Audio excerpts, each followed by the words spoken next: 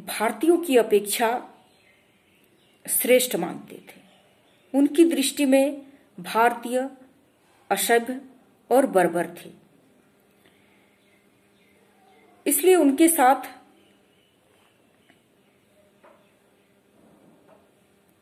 किसी प्रकार का सामाजिक संबंध नहीं रखा जा सकता था। उनके क्लब के बाहर यह लिखा होता था कि कुत्ते और भारतीयों का प्रवेश वर्जित है। भारतीय न तो उनके क्लबों में जा सकते थे और न उनके साथ यात्रा कर सकते थे। उनके इस दुर्व्यवहार से भारतीयों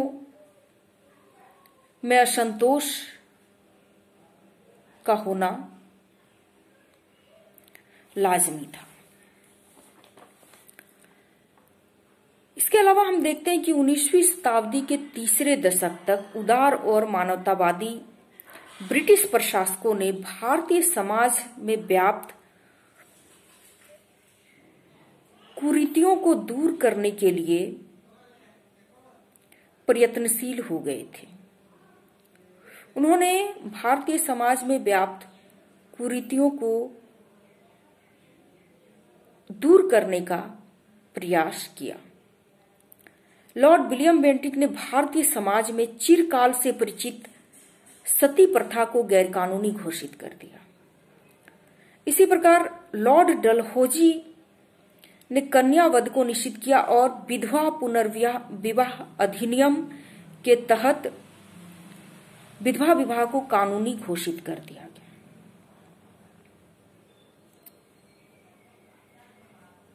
उनकी इन प्रयासों को कट्टरपंथी और रूढ़िवादी भारतीयों ने अपने सामाजिक जीवन में अनुचित हस्तक्षेप समझा और उनकी यह धारणा बन गई कि अंग्रेज उनकी भारतीय सभ्यता संस्कृति को नष्ट कर देना चाहते हैं।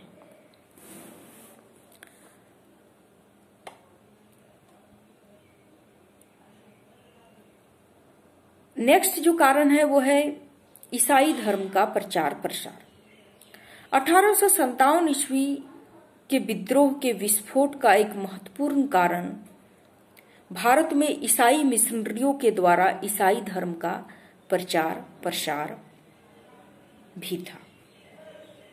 ईसाई धर्म के प्रचार के उत्साह में कई बार ईसाई पादरी भारतीय धर्मों की कटु आलोचना करते थे। ईसाई मिशनरियों द्वारा स्थापित मिशन स्कूलों में बाइबिल का अध्ययन अनिवार्य था। जेलों में भी विभिन्न उपायों से ईसाई धर्म का प्रचार किया जाता था और सेना में भी सरकारी खर्च पर ईसाई पादरी नियुक्त किए जाते थे। 1850 से पहले भारत में धर्म परिवर्तन करने वाले हिंदू को उनकी पैतृक संपत्ति से वंचित कर देने का नियम प्रचलित था, किंतु लॉर्ड डलहौजी ने 1850 में एक कानून बनाया जिसके अनुसार ईसाई धर्म स्वीकार करने वाले व्यक्ति को उसके पैतृक संपत्ति से वंचित नहीं किया जा सकता था। अब भारतीयों को लगने लगा था कि हो ना हो ये अंग्रेज उन्हें एन केन प्रकारेण ईसाई बना लेना चाहते हैं और उनके धर्म को नष्ट कर देना चाहते हैं।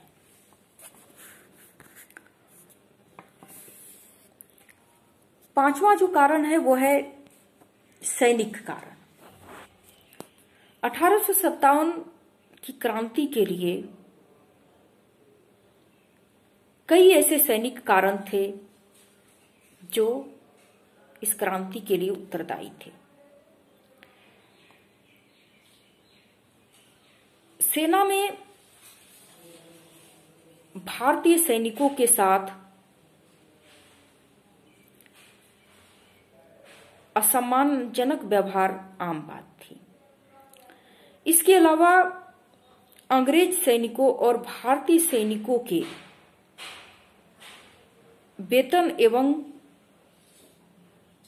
भत्तों में भी असमानता थी।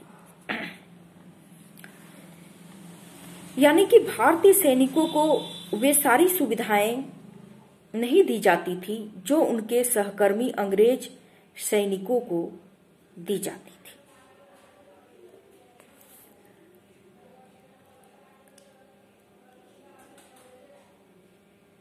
काफी दिनों से सेवा देने वाले भारतीय सैनिक को भी नवनियुक्त अंग्रेज सैनिक के आदेशों का पालन करना पड़ता था। इस संदर्भ में प्रसिद्ध ब्रिटिश इतिहासकार T.R. होम्स कहते हैं कि यद्यपि वो हैदर जैसी सैन्य प्रतिभा का परिचय दे सकता था, तथापि वो जानता था कि वह एक मध्य स्तरीय अंग्रेज अधिकारी जितना वेतन नहीं पा सकता था और लगभग 30 वर्ष की निष्ठापूर्ण सेवा के बाद जो पद प्राप्त होता वह भी उसे इंग्लैंड से नए नए आए रंगरूट की हुक्म अदायगी से सुरक्षित नहीं कर सकता था। इसके विपरीत सिंध अथवा पंजाब में जाने पर सिपाहियों को दिया जाने वाला विदेशी सेवा भत्ता भी बंद कर दिया गया। इस आदेश के कारण विशाल संख्या में सिपाहियों के वेतन में कटौतियां की गई, जिसके परिणाम स्वरूप भारतीय सैनिकों में ब्रिटिश प्रशासन के प्रति विरोध बढ़ने लगा।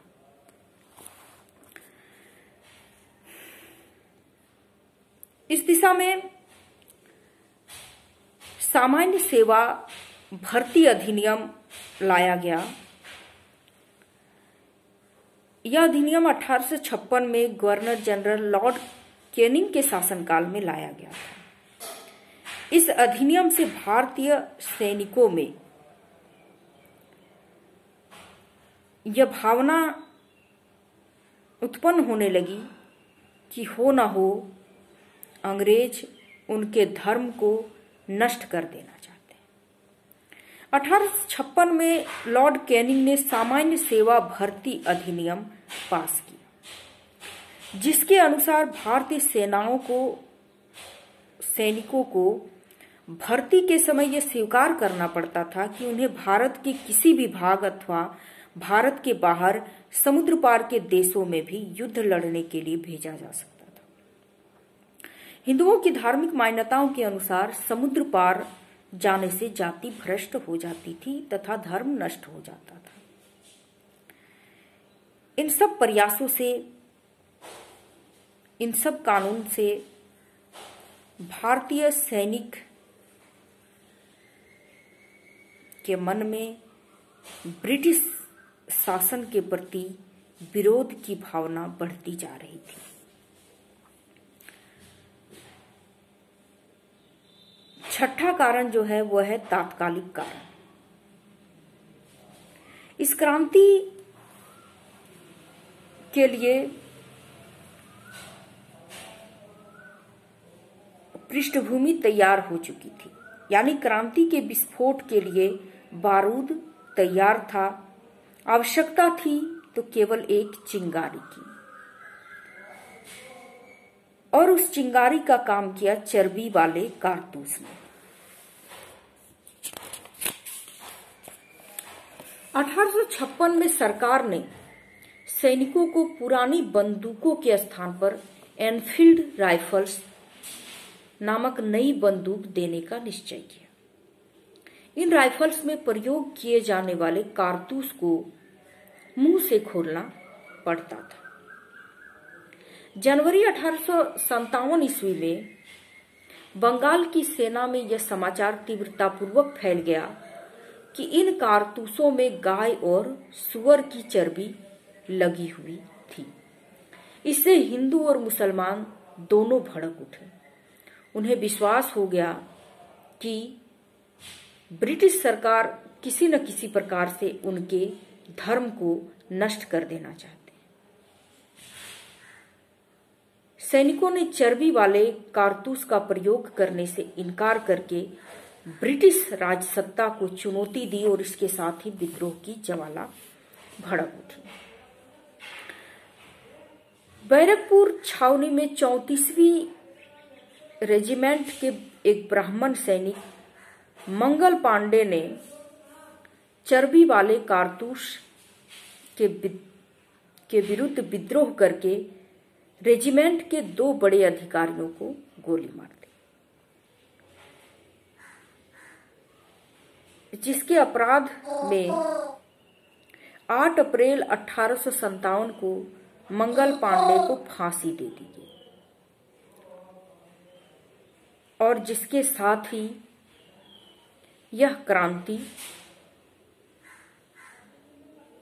का विस्फोट हो गया। हम अपने नेक्स्ट व्याख्यान में 1857 की क्रांति के परिणाम और 1857 की क्रांति की असफलता के कारणों पर प्रकाश डालेंगे। आज का व्याख्यान यहीं तक था। यह आशा है कि यह व्याख्यान के फलस्वरूप आपको 1857 की क्रांति के कारणों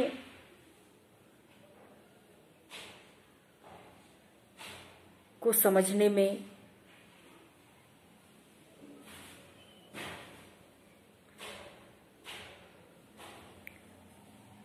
कोई कठिनाई नहीं हुई हो। जय हिंद, वंदे मातरम, धन्यवाद। इसी के साथ मैं आज का अपना ये व्याख्यान समाप्त करती हूँ।